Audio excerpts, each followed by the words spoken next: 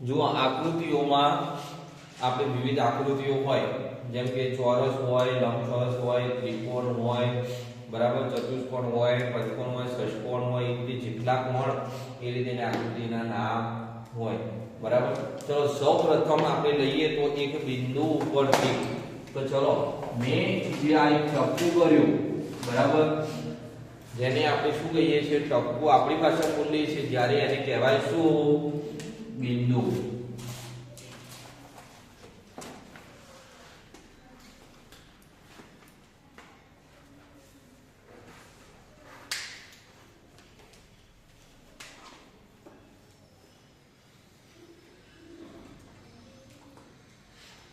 બરાબર.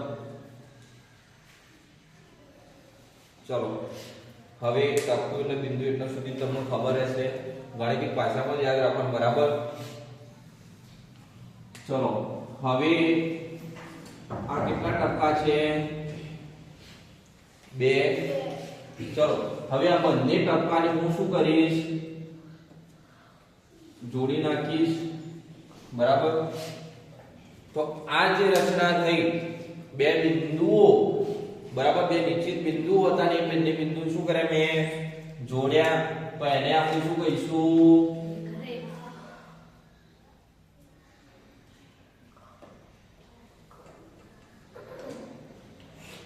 બરાબર, કે જ્યારે કોઈ બે નિશ્ચિત બિંદુઓ હતા ને બે બિંદુઓની જોડી નાખી તો એને કહીશું રેખાખંડ. ચલો હવે પાછું આ એક બિંદુ છે, બીજી બાજુ બિંદુ છે નહીં, બરાબર, અને આ રીતે એમાંથી લીટી દોરી, બરાબર, તો એને આપણે શું કહીશું, કિરણ. આને આપણે કહીશું કિરણ. કેમ કે જુઓ પહેલા બિંદુ તો ખબર પડી ગઈ, રેખા પણ ખંડ સ્વરૂપે છે, નિશ્ચિત ખંડ છે, એના કારણે એને કહીશું રેખાખંડ. અહીંયા કિરણ, કેમ કે એક જ બાજુ કિરણ જાય છે, બીજી બાજુ એનો નિશ્ચિત જથ્થો છે, બરાબર. અહીંયા સ્ટોપ થઈ ગયું, જ્યારે અહીંયા અનંત સુધી વિસ્તરેલી છે તે એને કહીશું આપણે કિરણ, બરાબર.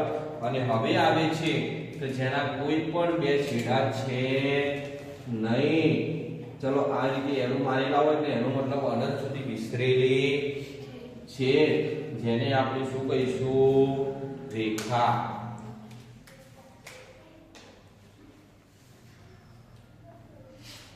ચલો આટલે સુધી ખબર પડી, બિંદુ, રેખાખંડ, કિરણ અને રેખા, અનંત સુધી બંને બાજુ વિસ્તરેલી હોય એવી રેખા, બરાબર. ચલો હવે બે આવી ગયા, જ્યારે હવે હું શું કરીશ, 3 રેખાખંડ છે, એ 3 રેખાખંડને હું કરીશ જોડી નાખી. ચલો આ એક રેખાખંડ લીધો, આ બીજો રેખાખંડ લીધો ને ત્રીજો, બરાબર. એના ઉપર મેં નામ આપી દીધા, જ્યાં જ્યાં બે બિંદુઓ છેદ્યું ત્યાં આગળ શું નામ આપ્યું, ABC. ચલો એના આપણે કહીએ છીએ ત્રિકોણ.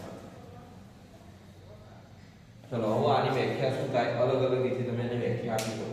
કઈ રીતે, 3 રેખાખંડથી, બરાબર, 3 રેખાખંડથી બનતી બંધ આકૃતિને તમે ત્રિકોણ કહી શકો છો.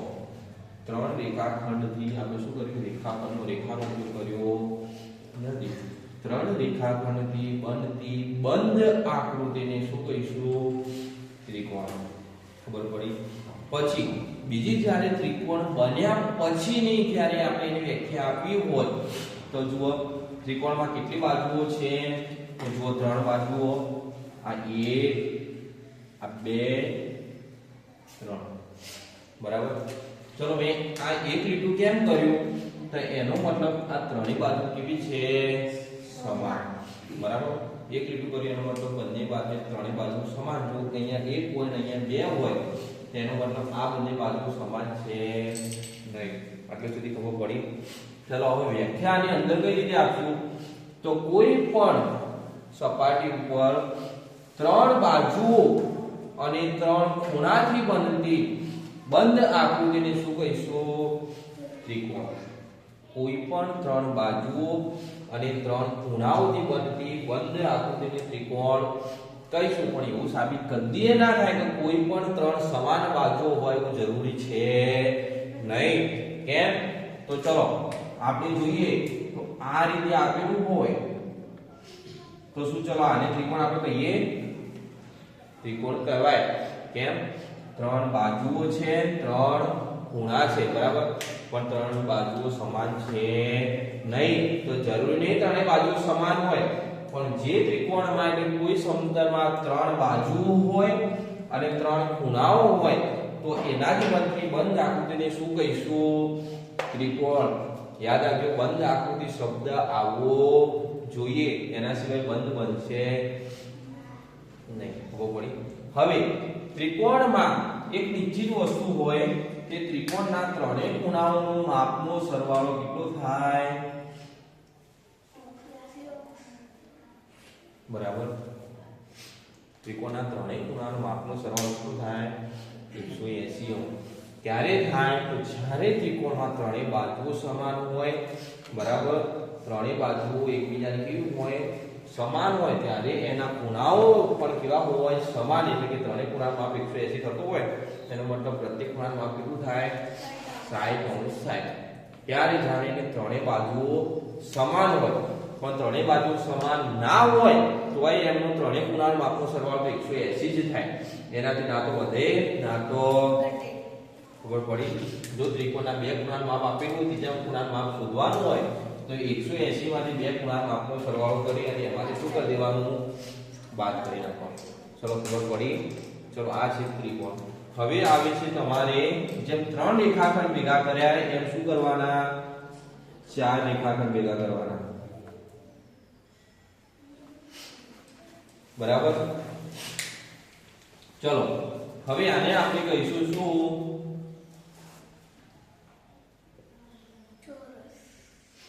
બરાબર. કઈ રીતે? તો જુઓ, 4 એટલે 4. બરાબર. ચલો જે બંધ આકૃતિમાં અથવા જ્યારે સમતલમાં ચાર બાજુઓ અને ચાર ખૂણાઓથી બનતી બંધ આકૃતિને ચોરસ કહે છે. ચાર બાજુઓ અને ચાર ખૂણાથી બનતી બંધ આકૃતિને ચોરસ કહે છે. આ છે ચોરસની વ્યાખ્યા. પરંતુ હવે ચાર બાજુઓ અને ચાર ખૂણા બની ગયા, બરાબર. આપણે નોર્મલી કહીએ તો ચાર રેખાખંડ, જ્યારે ચાર રેખાખંડને જોડવામાં આવે ત્યારે શું બને? ચોરસ. બરાબર. હવે તમારે શું ધ્યાન રાખવાનું? જો ચાર રેખાખંડ છોડી દીધા, ચોરસ બની ગયું. હવે એના વિશે તમે શું સમજી શકો? તો જુઓ, ચોરસમાં ચારે ખૂણાઓ કેવા હોય? સમાન. એટલે ચોરસના ચારે ખૂણાનો માપનો સરવાળો કેટલો થાય? 360. બરાબર. ચોરસના પ્રત્યેક ચાર ખૂણાઓનો માપનો સરવાળો 360 થાય. એના કારણે પ્રત્યેક ખૂણાનું માપ કેટલું હોય? 90. ચોરસમાં ખૂણાનું માપ નિશ્ચિત હોય. કેમ? કે ચોરસ ચારે બાજુ સમાન હોય અને ચારે બાજુ એકબીજાને કાટખૂણે દુભાગે છે. ચારે બાજુઓ એકબીજાને કાટખૂણે દુભાગે છે, ખૂણામાં દુભાગતી નથી. બરાબર. કાટખૂણે બંને બાજુ દુભાગે એના કારણે ત્યાં કેટલો બને?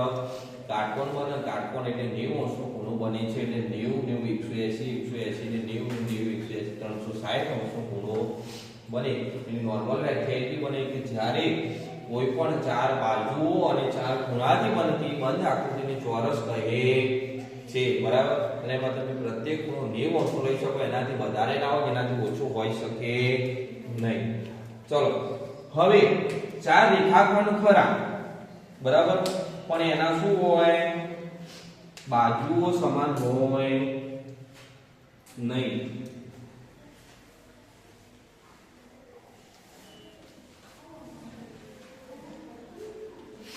ચલો આને લંબચોરસ કહેવાશે.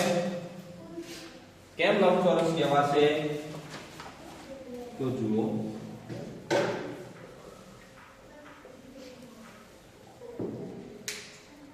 ચાર રેખાખંડથી બનતી બંધ આકૃતિ આ પણ છે ચાર ખૂણા પણ છે બરાબર પણ કોઈ પણ બે બાજુઓ એકબીજાને કેવી છે લંબ છે આ બે બાજુ એકબીજાને કેવી છે લંબ છે આ બંને બાજુ એકબીજાને કેવી છે લંબ તો જ્યારે કોઈ પણ બાજુઓની બે બાજુઓની જોડ બે સમાન હોય અથવા કોઈ પણ બે બાજુઓ સમાન હોય પ્રત્યેક બે બાજુઓની શું હોય લંબ હોય તો એને આપણે લંબચોરસ કહેવાય અથવા એને આપણી જે આકૃતિ બને ચાર રેખાખંડ એની રીતે આકૃતિ દોરી અને જો વ્યાખ્યા બોલવી હોય તો શું થાય તો કોઈ પણ સામસામેની બાજુઓ સમાન હોય તેવી બંધ આકૃતિને લંબચોરસ કહે છે બરાબર બંધ આકૃતિને લંબચોરસ છે એના અંદર 90 અંશનો ખૂણો હોય એવું જરૂરી છે નહીં પરંતુ ચાર રેખાખંડ હોય એટલે એના કારણે એના અંદર ચાર ખૂણા બને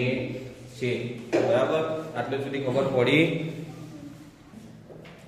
ચલો હવે લંબચોરસ સુધી ખબર પડી કે જ્યારે કોઈ પણ ચાર બાજુઓ અને ચાર ખૂણાથી બનતી બંધ આકૃતિને લંબચોરસ કહે છે પણ જરૂરી નથી કે આમાં ચાર બાજુઓ સમાન હોય ચાર ખૂણાઓ સમાન પરંતુ કોઈ પ્રત્યેક બે સમાન હોવી જોઈએ એટલે કે લંબચોરસમાં જ્યારે સામસામેની બાજુઓ સમાન હોય ત્યારે એમાંથી બનતી બંધ આકૃતિને શું કહીએ છીએ લંબચોરસ કહીએ છીએ બરાબર લંબચોરસમાં ચારે ખૂણાનો માપનો સરવાળો નક્કી હોય 360 હોય પરંતુ પ્રત્યેક ખૂણો 90 અંશનો હોય એવું જરૂરી છે નહીં કેમ તો ચાર ખૂણાઓથી બનતી બંધ આકૃતિને હું આમ પણ દર્શાવી શકું આનો ચાર બાજુઓથી બનતી બંધ આકૃતિ કહેવાય સામસામેની બાજુ સમાન પણ પ્રત્યેક ખૂણા સમાન હોય નહીં તો જરૂર નહીં પ્રત્યેક ખૂણા સમાન હોય પરંતુ ચારે ખૂણાનો માપનો સરવાળો તો 360 જ થાય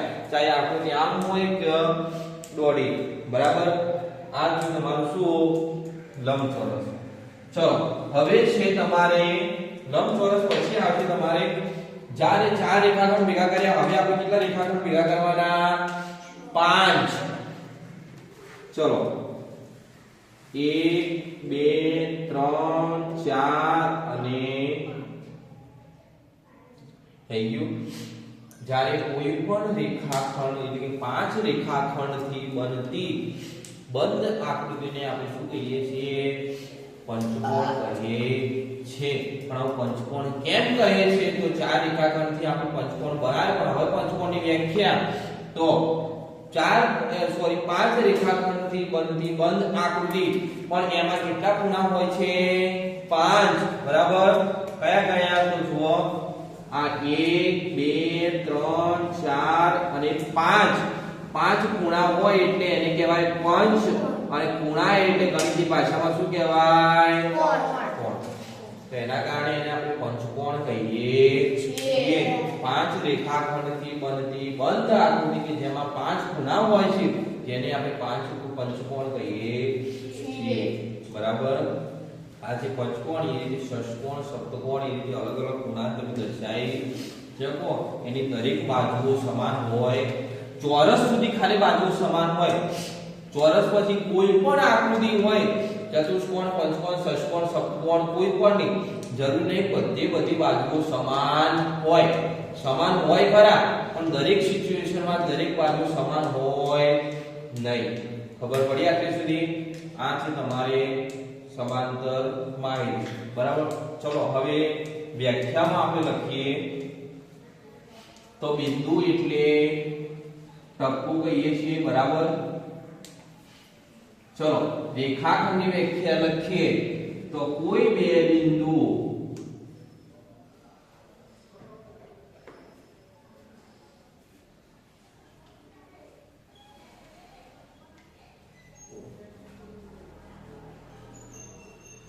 બિંદુને જોડતા બનતી રેખાને બરાબર શું કહીએ છીએ રેખાખંડ કહે છે કોઈ પણ બે બિંદુઓ આપેલા હોય અને એ બે બિંદુઓને જ્યારે જોડવાનું થાય તો એને આપણે શું કહીએ છીએ રેખાખંડ કહીએ છીએ ચલો હવે કિરણ કોને કહીશું તો કોઈ એક નિશ્ચિત બિંદુથી નીકળતી રેખાને શું કહીએ છીએ? કિરણ. કેમ કે કોઈ એક નિશ્ચિત બિંદુ છે અને ત્યાંથી નીકળતી રેખા કે જે અનંત સુધી શું છે? વિસ્તરેલી છે, જેને આપણે શું કહીએ છીએ? કિરણ. હવે છે તમારે રેખા. રેખા એટલે કોઈ એવી રેખા કે જેના કોઈ બે બિંદુ હોતા નથી, બરાબર? બિંદુ વગરની અનંત સુધી વિસ્તરેલી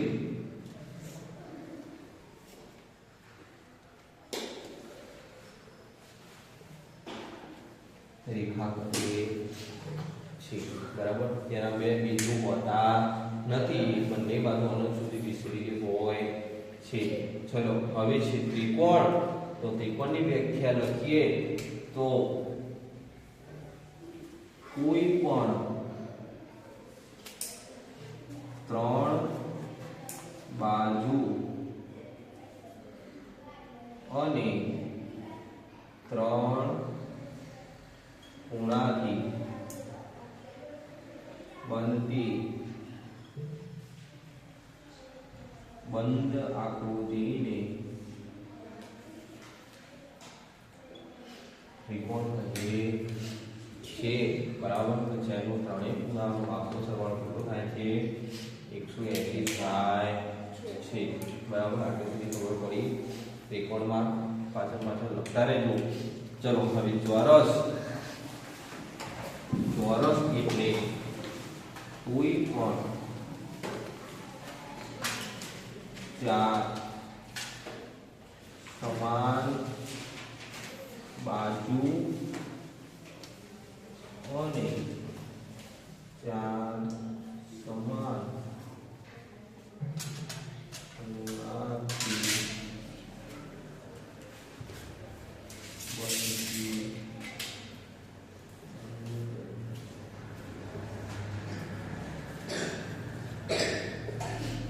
બંધ આકૃતિને ચોરસ કહીએ. કોઈ પણ ચાર સમાન બાજુ હોય, સમાન ખૂણા હોય ત્યારે બનતી બંધ આકૃતિને શું કહીએ છીએ? ચોરસ કહીએ છીએ. પણ કેવા હોવાનું? સમાન હોવા જોઈએ. અને એમાં પ્રત્યેક ખૂણો કેટલા અંશનો હોય છે? 90 અંશનો હોય છે, બરાબર?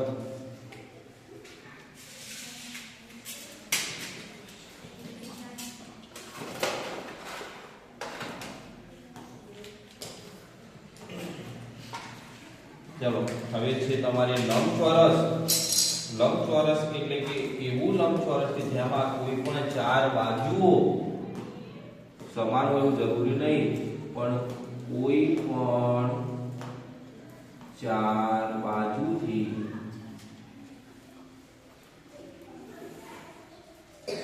બનતી બંધ આકૃતિની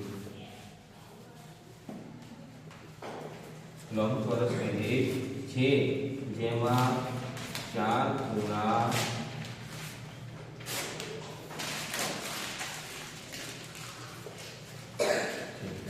બરાબર? કોઈ પણ ચાર બાજુથી બનતી બંધ આકૃતિની ચાર ખૂણા હોય તેને શું કહીએ? લંબચોરસ. એમાં ચારે ખૂણા સમાન હોય એવું જરૂરી છે નહીં. ચાર ખૂણા સમાન હોય અને અસમાન પણ હોય છે. ચલો પંચકોણ. તો